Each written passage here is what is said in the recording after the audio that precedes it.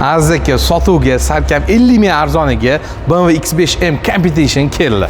Aziz aka, bu oddiy X5 emas. Bu X5M Competition 4 litrli Twin Power turbo dvigatel bilan jihozlangan, 625 ta ot kuchiga ega, 0 100 km/soat 3.7 sekundda chiqadi. Oka maksimal skorost 330 km/soat. Agar bu 330 tezlikda yuradigan bo'lsa, shtraflar nima bo'ladi?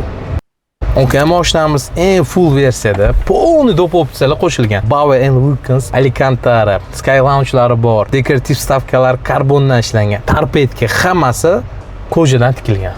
Biloljon, bu salon emas, bu haqiqiy san'at asari ekan. Oka, bundan puli yo'q.